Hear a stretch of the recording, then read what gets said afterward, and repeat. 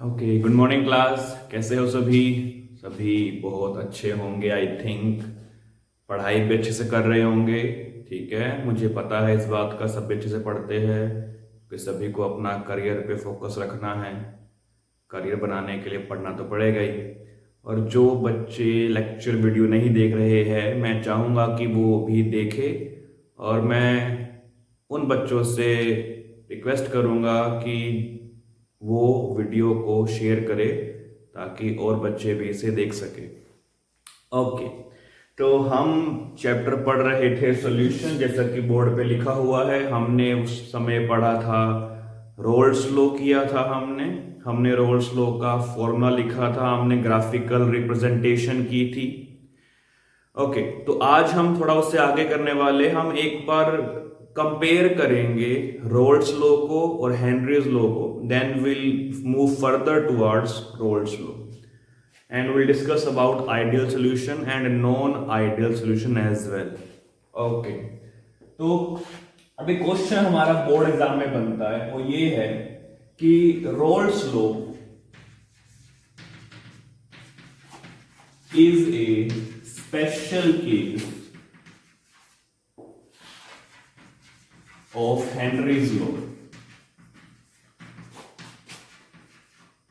तो हमें बताना है व्हाई, ऐसा क्यों है कि रोल्स लॉ जो है वो हेनरीज लॉ का स्पेशल केस क्यों है। तो एक बार जरा हम दोनों के बेसिक पे जाते हैं फिर से, इसका आंसर करेंगे लाइक दिस। जो हमारा रोल्स लॉ है वो बात करता है सॉल्वेंट के बारे में, और जो हमारा हेनरीज लॉ है वो बात करता है सॉल्यूट के बारे में। इसमें हम लिक्विड की बात करते हैं, इसमें हम गैस की बात करते हैं। ठीक है, तो गैस जो है वो एक वोलेटाइल सब्सटेंस है, वेरी वोलेटाइल।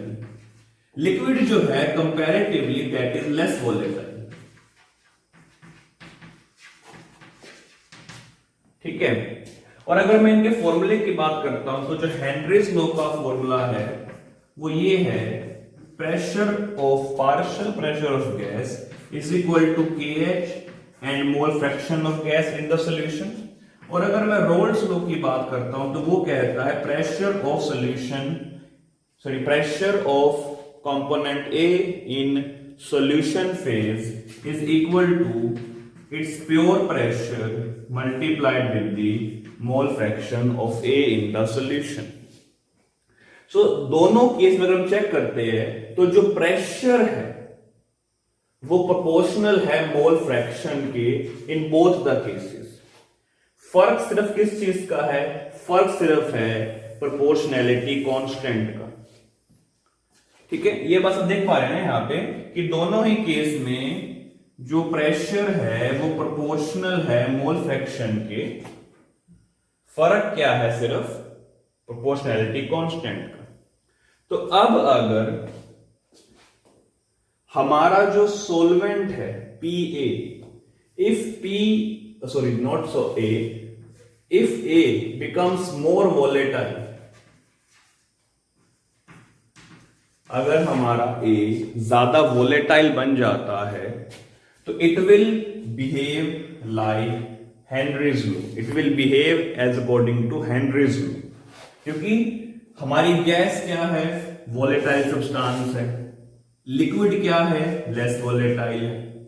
अब अगर हमारा जो कंपोनेंट A है, if it becomes more volatile, it can become more volatile on increasing the temperature. If it becomes more volatile, the Rolle's law will follow the Henry's law. So that is why Rolle's law is a special case of Henry's law. I think ये बात सभी को समझ में आई होगी। अगर नहीं आई तो मैं एक बार फिर रिपीट कर देता हूं। एक बात जो दोनों में कॉमन है वो ये है कि दोनों ही केस में जो प्रेशर्स है वो प्रोपोर्शनल है मोल फ्रैक्शन के। फर्क सिर्फ है प्रोपोर्शनैलिटी कांस्टेंट का। ठीक है ना बात ये वाली यहाँ पे। ओके, मैंने ये कहा कि अगर हमारा component A becomes more volatile and it can become more volatile at high temperature, it can become more volatile at high temperature, then that component A will follow the Henry's law. And because of that conclusion, we can say that Rolle's law is a special case of Henry's law. I think सभी को ये बात समझ में आई होगी, इसे note कर लेंगे।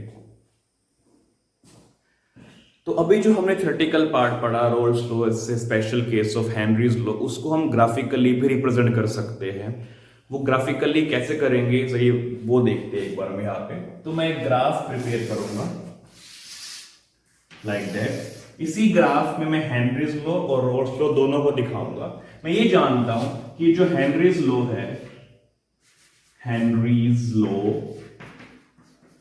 वो सोल्यूट पर अपना काम करता है, और जो हमारा रोल्स लॉ है वो काम करता है सोलवेंट के ऊपर।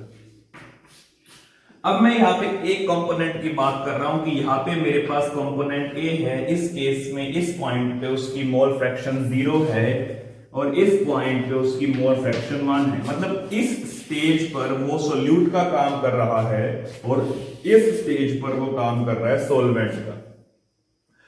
अब अगर मैं हेनरीज लॉ की बात करता हूं तो हेनरीज लॉ का फॉर्मूला हमारे पास है P of gas is equal to KH x of gas. और अगर मैं रोल्स लॉ के फॉर्मूला की बात करता हूं तो वो है PA is equal to P naught A x A। Let's say मैं गैस की जगह पे A मान लेता हूं, जो A हमारा कंपोनेंट है यहां पे, लाइक दैट। Clear no? अब अगर आपने रोल्स लॉ के न्यूमेरिकल सोल्व किए हैं ना, किए होंगे, और हेनरीज लॉ के भी न्यूमेरिकल सोल्व किए होंगे, बहुत बढ़िया की है तो अच्छी बात है। और वहां पे आपने एक बात ऑब्जर्व की होगी, वो बात ये है कि जो KH है ना, उसकी क्वांटिटी काफी ज्यादा होती है P नॉट ए से। समझे बात की नहीं है वाली? KH जो है वो बहुत ज्यादा होता है क्वांटिटी में as compare to P naught A. अगर आपने न्यूमेरिकल सोल्व नहीं किए हैं तो एक बार पूरा प्रॉब्लम्स खोले न्यूमेरिकल्स कि उसमें चेक करें P नॉट ए और KH की क्वांटिटी में कितना डिफरेंस आ जाता है। ठीक है, प्रोपोर्शनैलिटी कांस्टेंट की वैल्यू में यहां पर चेंज आ रहा है। अब लेट्स से XA को मैं 1 मान लेता हूं। ठीक है, तो रोल्स लॉ के अकॉर्डिंग, सॉरी ये हेनरीज लॉ है, तो हेनरीज लॉ के according PA will become equal to KH। समझे बात ये वाली? और इसके according PA will become equal to P naught A. और अभी मैंने एक बात कही, KH और P naught A different quantity है, और KH की वैल्यू P नॉट ए से कहीं ज्यादा है, बहुत ज्यादा है। ठीक है, तो अगर मैं इसका ग्राफ प्रिपेयर करता हूं और अब XA की बात करूं तो XA इक्वल टू 1 है, तो यहां पर कहीं पे मेरा P नॉट ए होगा और यहां पे कहीं मेरा PA होगा। ऐसे मैं इसको डैश बोल देता हूं ताकि इनमें डिफरेंस हमारा करना आ जाए। बिकॉज इस केस में PA is equal to P naught A, तो मैंने यहां P नॉट ए रख दिया और इसको मैं P डैश मानता हूं। समझे बात ये वाली कि नहीं? तो मैं यहां पे P डैश कर देता हूं ताकि मैं हेनरीज लॉ और रोल्स लॉ में डिफरेंस देख सकूं। अब मैं लाइन को मैच कर देता हूं, तो ये यहां मैच हुआ और ये वाला मैच हुआ यहां पे। समझे? तो ये जो लाइन है, ये जो ग्राफिकल स्लोप है, ये हेनरीज लॉ का है, और ये जो स्लोप है ये रोल्स लॉ का है। क्योंकि KH की वैल्यू कहीं ज्यादा है, बहुत ज्यादा है P नॉट ए से, इसलिए हेनरीज लॉ का स्लोप रोल्स लॉ के स्लोप से स्टीपर है, ज्यादा बड़ा है। ये हुई थ्योरेटिकल बात। तो जब एक्सपेरिमेंट किया गया, ऑब्जर्व किया एक्सपेरिमेंटली, तो ये देखा गया कि जो हमारा ग्राफ है वो कुछ ऐसे बनता है, लाइक दैट। यानी कि जब XA की क्वांटिटी कम है तब तो वो कंपोनेंट कौन सा? A component.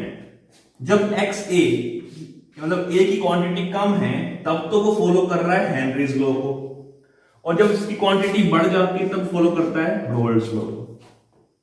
समझे बात ये वाले कि नहीं? तो ये एक्सपेरिमेंटल ऑब्जर्वेशन है जिसको हमने ग्राफिकली प्लॉट किया यहां पे। मैं रिपीट कर रहा हूं बात ये वाली कि जब हमारे कंपोनेंट की वैल्यू कम थी तब तो उसने फॉलो किया हेनरीज लॉ को, कि उस समय वो कंपोनेंट सोल्यूट का काम कर रहा था, तो वो हेनरीज लॉ को फॉलो कर रहा है। लेकिन जब उसी कंपोनेंट की क्वांटिटी बढ़ गई, मतलब वो सॉल्वेंट का काम करने लगा, तो उसने फॉलो करना स्टार्ट कर दिया रोल्स लॉ को। ध्यान रखिए, this is experimental slope and these are theoretical slope, जो हमने इक्वेशन की हेल्प से ड्रॉ किए हैं। समझे बात सभी ये वाली कि नहीं? वेरी गुड, तो इसे नोट कर लेंगे, और अगर कोई डाउट है तो जानते हैं ना क्या करना है। बहुत बढ़िया।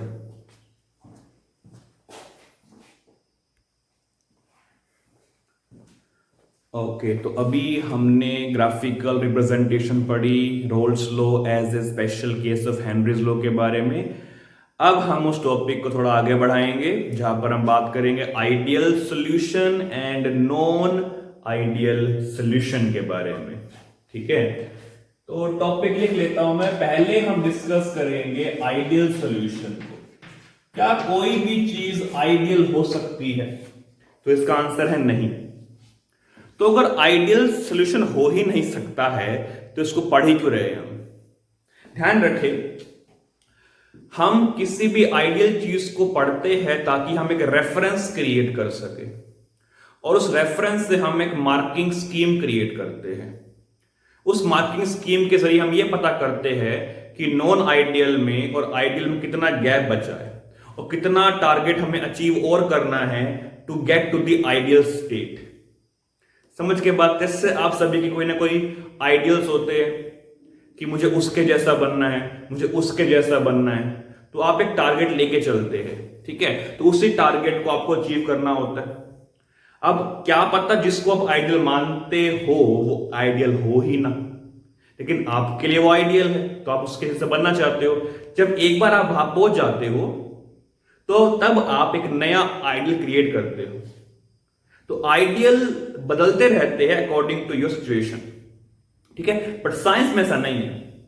साइंस में एक जो आइडियल सेट हो गया वही आइडियल हम फॉलो करेंगे, और बार बार उसी आइडियल तक पहुंचने की जंग में लगे रहते हैं, उसमें उसी वॉर में लगे रहते हैं।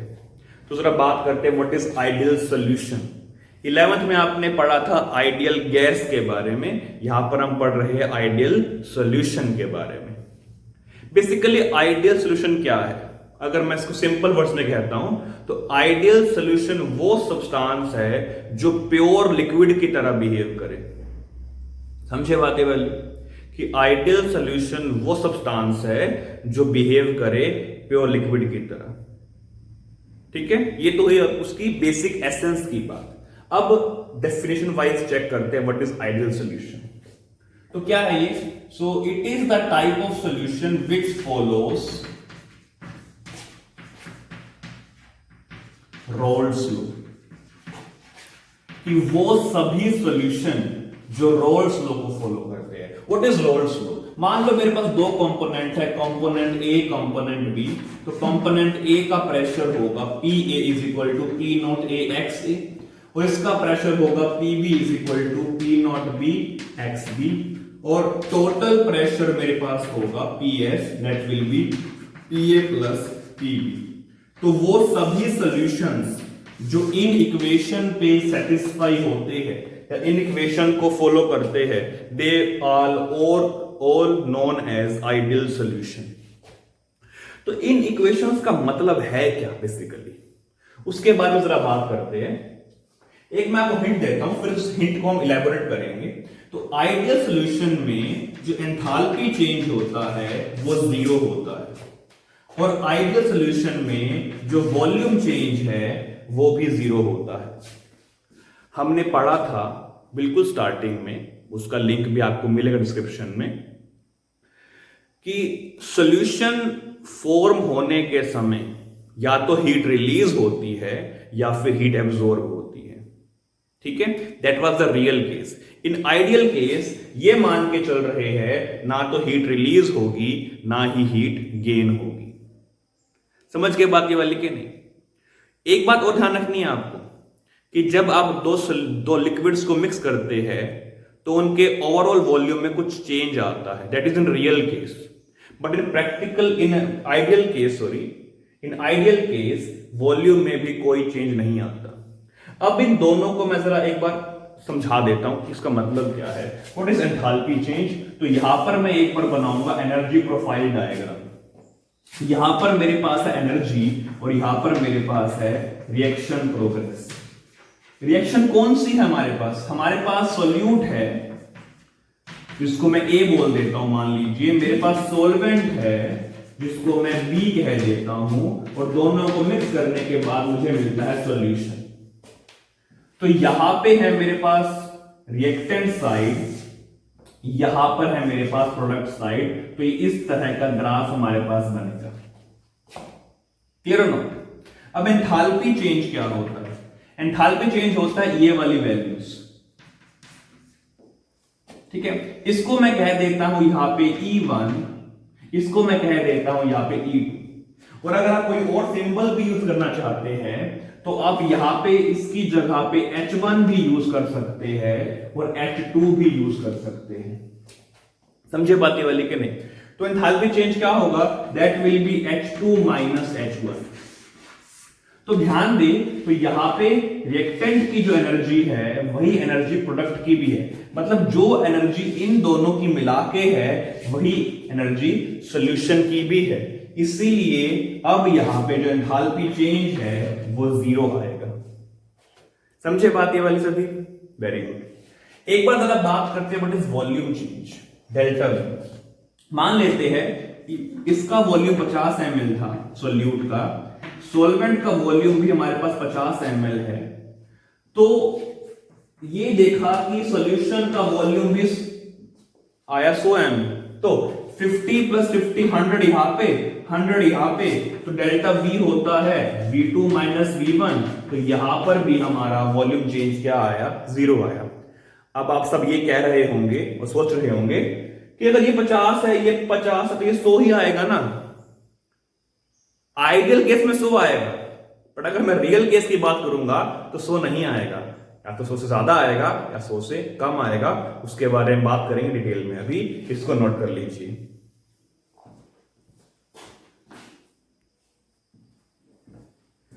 चलिए, ये तो हमारे पास बात हो गई कुछ फॉर्मूला की टर्म्स में, कुछ ग्राफिकली टर्म्स में। एक बार हम ये पता कर लेते हैं कि थ्योरेटिकल टर्म्स में आइडियल सॉल्यूशन क्या होगा।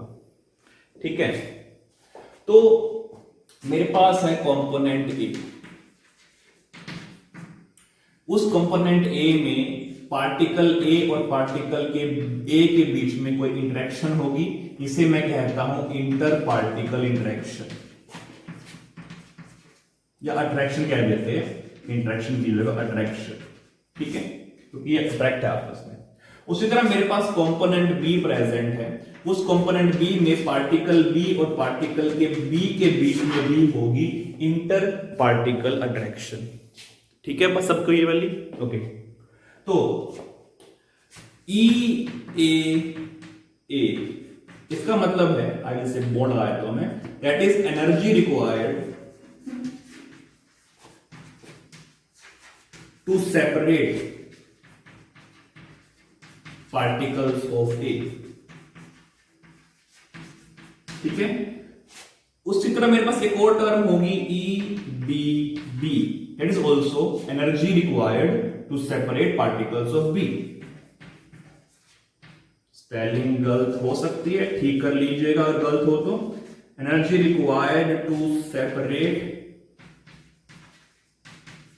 Particles of B. समझ गए बातें वाले सभी? अभी तो ये सेपरेटली प्रेजेंट, अब मैं इन दोनों को मिक्स कर रहा हूं। तो यहां पर मेरे पास ए है, यहां मेरे पास बी है, दोनों को मिक्स करेंगे तो क्या मिलेगा मुझे मिलेगा सॉल्यूशन। और सॉल्यूशन कैसा होगा? सॉल्यूशन में जब मिक्सिंग होती है तो दोनों डिफरेंट तरह के पार्टिकल्स आपस में इंटरेक्शन करते हैं।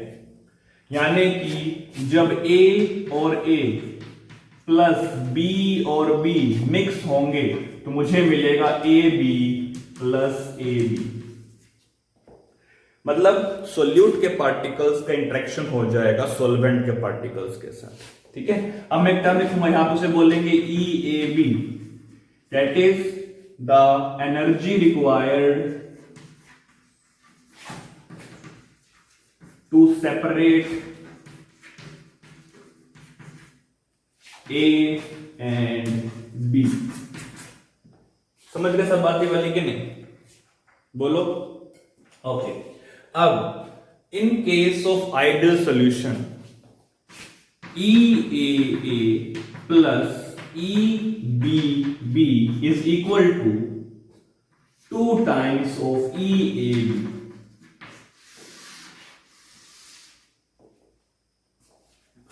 इसका मतलब क्या है, ये जो मैंने यहां पे मैथमेटिकल पार्ट लिख दिया है, इसका मतलब क्या है, इसको समझते इस तरह से है कि जितनी एनर्जी पार्टिकल्स ऑफ ए को सेपरेट करने में चाहिए प्लस जितनी एनर्जी पार्टिकल्स ऑफ बी को सेपरेट करने में चाहिए, उतनी ही एनर्जी हमें चाहिए पार्टिकल्स ऑफ ए और बी को सेपरेट करने में।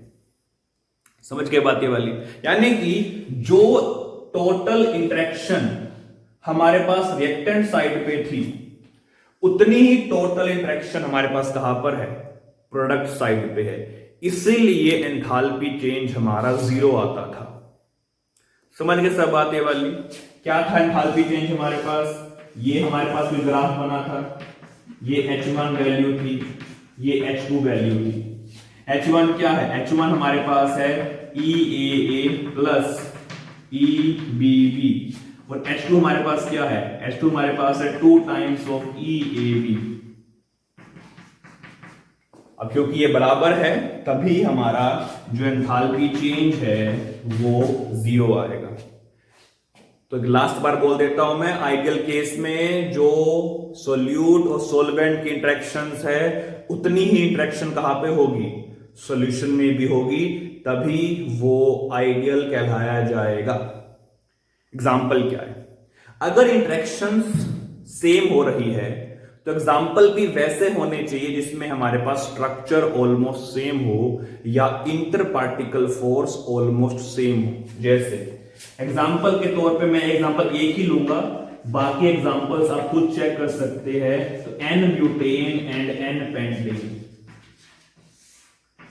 ये दोनों मिलकर बनाते हैं almost ideal solution, not completely but almost ideal solution.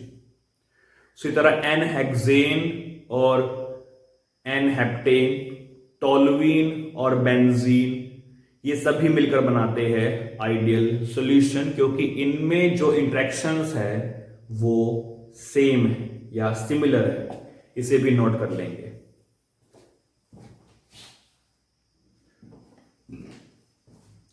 Okay, तो नेक्स्ट हमारे पास अब है नॉन आइडियल सॉल्यूशन। ठीक है, तो बहुत सिंपल है, बता सकते हो, अगर पता है तो एक बार कमेंट सेक्शन में लिख के बताओ मुझे क्या होता है नॉन आइडियल सॉल्यूशन। ओके, तो वो सॉल्यूशन जो रोल्स लॉ को फॉलो नहीं करता, that is known as non ideal solution. ठीक है, तो अब नॉन आइडियल सॉल्यूशन दो तरह के होते हैं। एक वाली तो जरा, it doesn't follow roles law,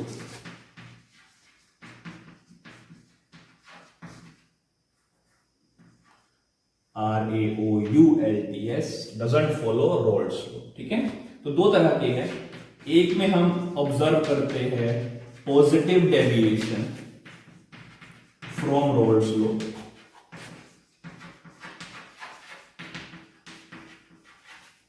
और दूसरे में हम ऑब्जर्व करते हैं नेगेटिव डेविएशन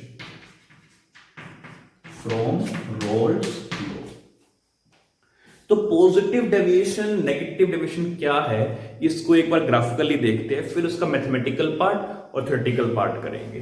ठीक है, तो मैं एक बार यहां पे ड्रॉ कर देता हूं रोल्स लॉ को, रोल्स लॉ का ग्राफ सॉल्व। तो यहां पे है XA equal to 1, XA equal to 0, XB equal to 0, XB equal to 1। तो मेरे पास दो कंपोनेंट है, कंपोनेंट A है, कंपोनेंट B है। कंपोनेंट A की मोल फ्रैक्शन XA है, कंपोनेंट बी की मोल फ्रैक्शन एक्स बी है। यहां पर मेरे पास होगा पी नॉट बी, यहां पर मेरे पास होगा पी नॉट ए। तो कुछ ऐसा ग्राफ हम बना चुके हैं पिछले वीडियो में। ऐसा हमारे पास ग्राफ बनेगा, ये होगा P S P A plus P B के इक्वल। ये है हमारा है रोल्स लॉ, ठीक है। अब व्हाट इज पॉजिटिव डेरिवेशन, इसके बारे में बात करते हैं। वही हमारे पास दो कंपोनेंट होंगे, तो X A equal to 1, X B equal to 0, X A equal to 0, X B equal to 1। यहां पर मेरे पास होगा पी नॉट बी और यहां मेरे पास होगा पी नॉट ए, ठीक है। तो रोल्स लॉ का ग्राफ हमारे पास कुछ ऐसा बनना चाहिए, straight line like that as you can see, ठीक है। बट अगर मैं पॉजिटिव डेविएशन की बात कर रहा हूं तो रोल्स लॉ के पॉजिटिव पार्ट के ऊपर से जाएगा। तो व्हाट इज पॉजिटिव पार्ट, वो सिंपल है। ये मान लीजिए कि ये एक एक्सिस है, इसको मैं 0 बोल देता हूं, तो बाय कन्वेंशन इसके ऊपर वाला पार्ट पॉजिटिव होता है, नीचे वाला पार्ट नेगेटिव होता है, ठीक है। ये जनरल टर्म हो गई, जनरल बात। तो अगर मैं इसको 0 मान लेता हूं तो इसके ऊपर से जो लाइन जाएगी लाइक दैट, ये हमारा बनेगा पॉजिटिव डेविएशन। समझ गए बात सभी ये वाली, वेरी गुड। अब अगर मैं नेगेटिव डेविएशन की बात करता हूं, वही टर्म हमारे पास होगी X A equal to 1, X B equal to 0, X A equal to 0, X B equal to 1। यहां पर होगा पी नॉट बी, यहां पर होगा पी नॉट ए। ये हमारे पास बनेगा आइडियल लाइन। हमें शो करना है नेगेटिव डेविएशन, तो आइडियल के नीचे से जाना चाहिए ये। तो कुछ ऐसा ग्राफ हमें ऑब्जर्व होगा लाइक दैट। तो this is our negative deviation. ये हुई बात ग्राफिकली। अब हम बात करेंगे मैथमेटिकली और थ्योरेटिकली। नोट कर लेंगे इसको।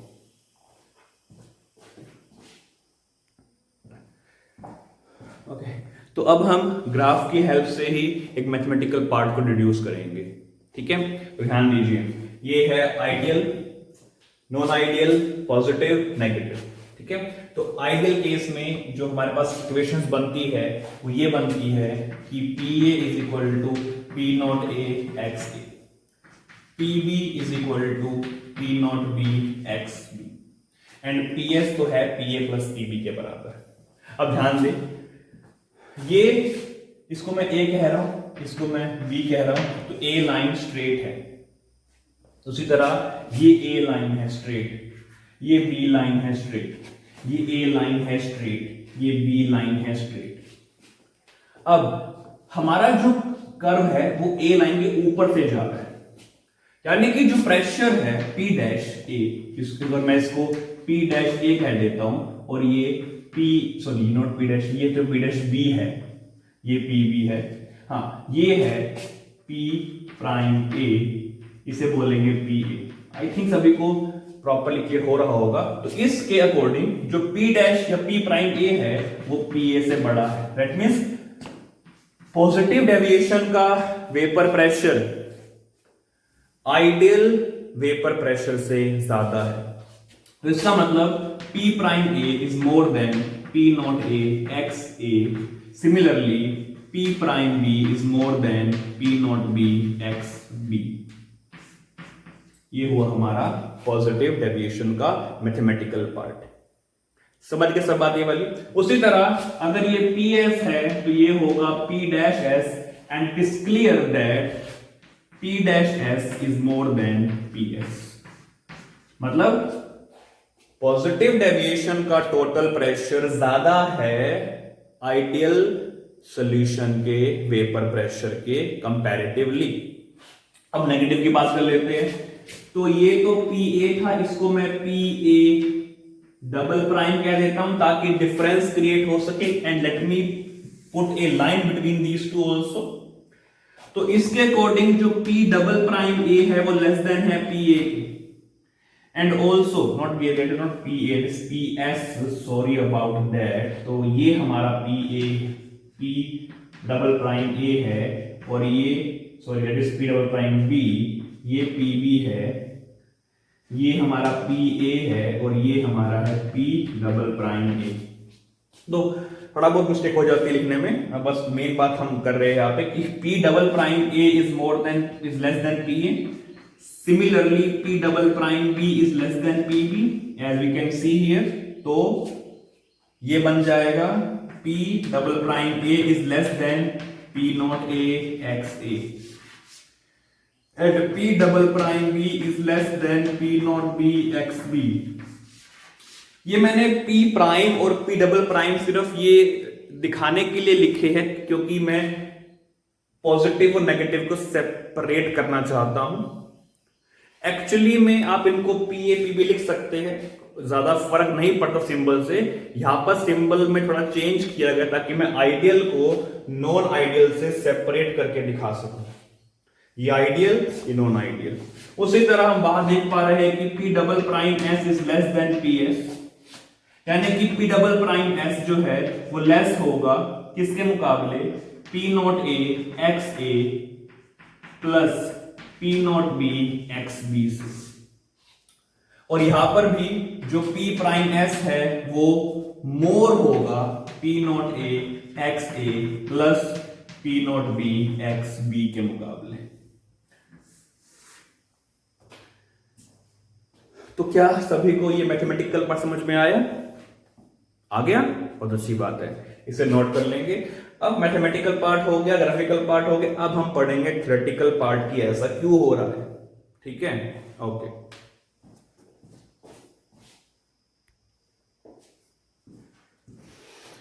ओके, तो अब हम जरा बात करते हैं थ्योरेटिकली। थ्योरेटिकल बात के लिए मैं एक बार फॉर्मूले को बीच में लाऊंगा। ठीक है, जैसे मैंने फॉर्मूला लिखने के लिए ग्राफ को बीच में लाया, उसी तरह थ्योरेटिकल बात लिखने के लिए मैं फॉर्मूला को बीच में लाऊंगा।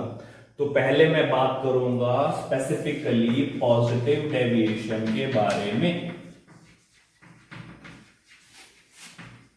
ठीक है, तो पॉजिटिव डेविएशन में हमारा जो वेपर प्रेशर था कंपोनेंट का सॉल्यूशन में वो आइडियल के मुकाबले ज्यादा था। तो हम ये बात लिख चुके हैं, इसका मतलब ये था कि P prime A was more than P not A x A।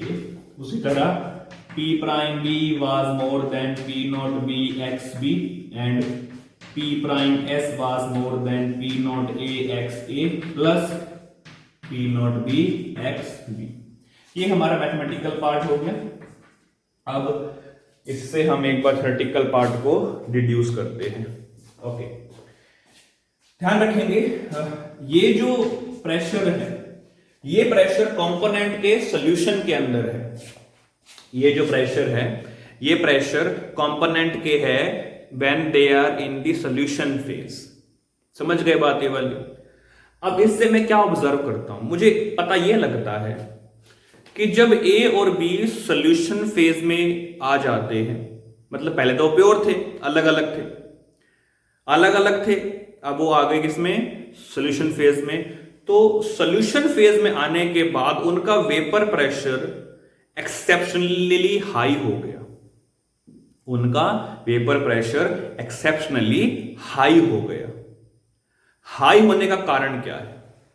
Vapour pressure जो है आई से VP, वो डिपेंड करता है इंटरमोलिकुलर या इंटर पार्टिकल फोर्स के ऊपर, या inter particle attraction to be specific. अगर मैं रहूं यहां पे तो कि अगर इंटर पार्टिकल अट्रैक्शन ज्यादा है तो वेपर प्रेशर कम होगा। ठीक है, लॉजिकल बात है कि नहीं ये वाली, कि अगर पार्टिकल जुड़े होंगे स्ट्रांगली साथ में तो क्या वो वेपर बना पाएंगे? कि जब लिक्विड के पार्टिकल जुड़े हुए हैं तो क्या वो इजीली वेपर बना पाएंगे? क्यों नहीं बना पाएंगे? क्योंकि उन्हें एनर्जी ज्यादा चाहिए सेपरेट होने के लिए, और रूम टेम्परेचर पे उन्हें इतनी ज्यादा एनर्जी नहीं मिलती कि वो सभी पार्टिकल सेपरेट होकर वेपर बना सके।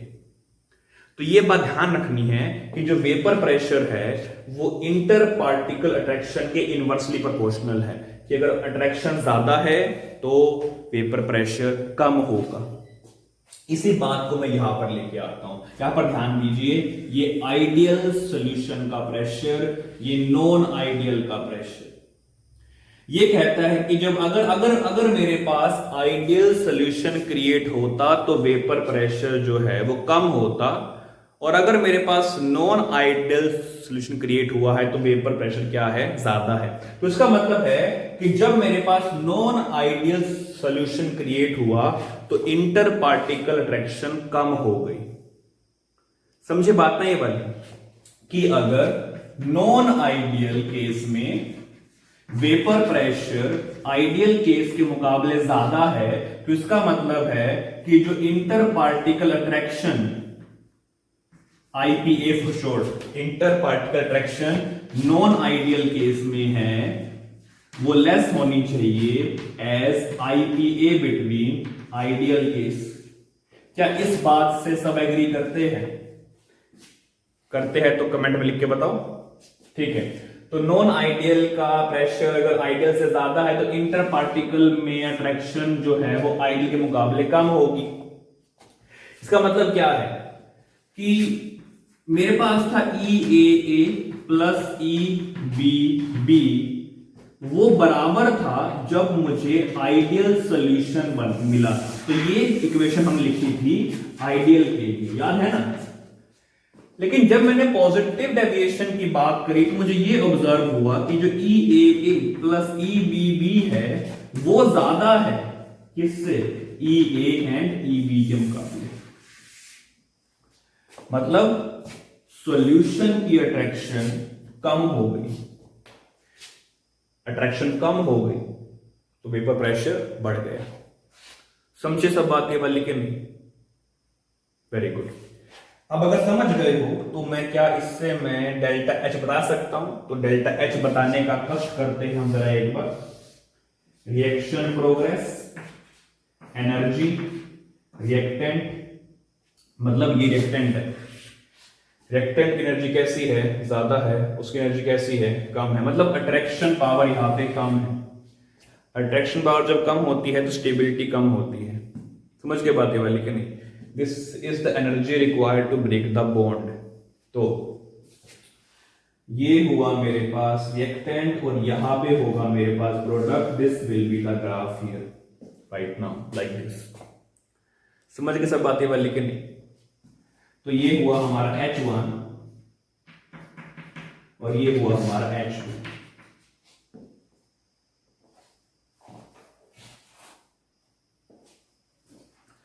ओके, तो H2 इस केस में हमारा ज्यादा है, तो H2 माइनस H1 मतलब डेल्टा H जो है वो रिजल्ट हमारा पॉजिटिव आएगा। अब एक कंफ्यूजन जो क्रिएट हुई होगी आपके माइंड में वो ये है कि यहां पर तो ये लेस है, फिर यहां पर ये मोर कैसे आ गया? अब ध्यान देंगे सर इस बात पे। This is the energy required to break the bond. समझ गए बातें वाली? And this graph here right here shows the stability. समझे? तो अगर आपका कंपाउंड ज्यादा स्टेबल है, अगर हमारा कंपाउंड ज्यादा स्टेबल है तो उसके बीच के बॉन्ड को ब्रेक करने के लिए हमें चाहिए ज्यादा अमाउंट एनर्जी की। मैं रिपीट कर रहा हूं, ये एनर्जीज रिप्रेजेंट करती है the energy that is required to break the bond. समझे बात ये वाली? रिपीट कर रहा हूं, this is the energy required to break the bond.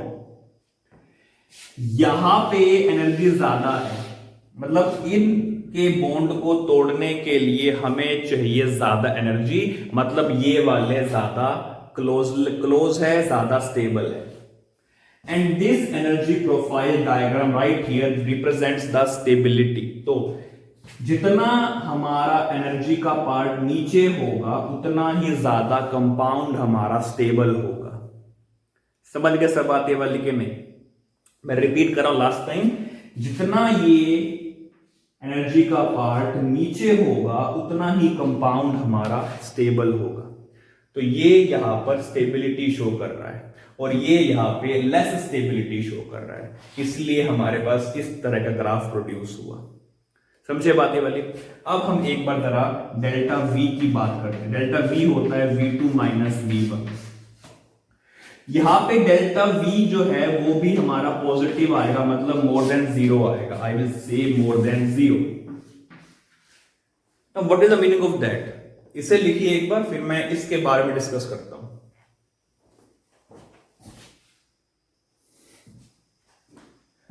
तो अभी हमें बात करनी है डेल्टा V मोर देन 0 के बारे में। इसका मतलब क्या है एक बार जरा वो देखते हैं हम। तो अगर मैं इसको मैथमेटिकल लिखता हूं तो A मेरे पास है, मेरे पास B है और उससे मुझे मिलता है सॉल्यूशन। A का वॉल्यूम अगर 50 ml है, B का वॉल्यूम 50 ml है, तो जो सॉल्यूशन का वॉल्यूम होगा वो होगा 100.5 ml।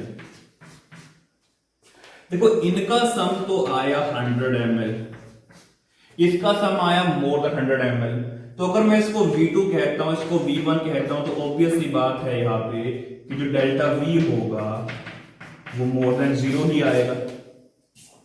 ठीक है, ये मतलब है इस चीज का। अब ये ऐसा क्यों है इसके बारे में हमें बात करनी है। ठीक है, मैं एक बात लिख चुका हूं पहले ही कि जो हमारा सॉल्यूशन बनेगा इन केस ऑफ नॉन आइडियल, उसमें जो इंटर पार्टिकल अट्रैक्शन है वो लेस होगी। ठीक है, मतलब मैं ये लिख चुका हूं कि EAA plus EBB is more then 2 times of EAB। ये हम लिख चुके हैं। इसका मतलब है कि इन A और A का बॉन्ड और B का बॉन्ड को तोड़ने के लिए जो एनर्जी हमें चाहिए वो ज्यादा है as compare to solution part. अब अगर इनको अलग करने के लिए एनर्जी की रिक्वायरमेंट ज्यादा है तो इसका मतलब ये पार्टिकल क्लोज होने चाहिए, और अगर इसे ब्रेक करने के लिए एनर्जी हमें कम चाहिए तो इसका मतलब ये पार्टिकल थोड़े से फार होंगे। ठीक है, तो फार पार्टिकल, इसमें पार्टिकल क्लोज है, इसमें पार्टिकल दूर है, मतलब पार्टिकल दूर हो जाएंगे। मतलब अगर मैं इसको सिंबलिक फॉर्म में लिखना चाहता हूं तो ये थे A और A के और B के पार्टिकल, जब ये मिक्स हो गए तो ये बन गए हमारे पास A B के पार्टिकल। ये डिस्टेंस जो था वो इंक्रीज हो गया, मतलब ये देखिए यहां पे गैप क्रिएट हो गया, यहां पे गैप क्रिएट हो गया, यहां पे वो गैप नहीं था, पार्टिकल दूर हो गए। और जब पार्टिकल दूर हो जाते हैं तो ऑब्वियसली बात है जो वॉल्यूम है वो भी तो इंक्रीज करेगा ना। इसीलिए delta V in case of positive deviation हमारा मोर देन 0 आ जाता है। अब लास्टली हम बात करेंगे नेगेटिव डेविएशन की। थ्योरेटिकल पार्ट इसके जैसा है बट हमें उसे बस थोड़ा सा रिवर्स कर देना है, इसे नोट कर लेंगे।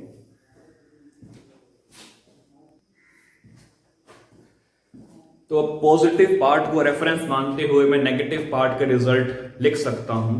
तो उन नेगेटिव पार्ट के रिजल्ट के अकॉर्डिंग पहले बात करेंगे energy to break the inter particle attraction के बारे में। तो EAA plus EBB is less than 2 times of EAB, that is in case of negative deviation। दूसरी बात, अगर ऐसा है तो delta H will be less than 0, और तीसरी बात delta V will be less than 0।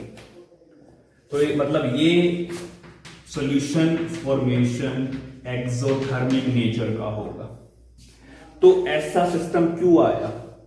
ये इसलिए आया बिकॉज जब सोल्यूट और सॉल्वेंट मिक्स होके सॉल्यूशन फॉर्म किए तब जो इंटरेक्शन थी ए बी की वो इंक्रीज हो गई as compare to solute and solvent one. मतलब ए और ए के बीच की इंटर पार्टिकल अट्रैक्शन और बी के बीच की इंटर पार्टिकल अट्रैक्शन वो लेस है एज कंपेयर टू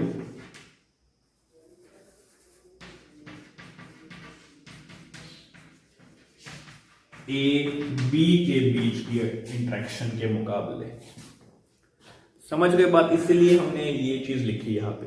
और अगर मैं इसको ग्राफिकली लिखना चाहता हूं तो यहाँ पे मेरे पास है रिएक्शन प्रोग्रेस, यहाँ मेरे पास एनर्जी है, ये है रिएक्टेंट, यहाँ बनेगा प्रोडक्ट।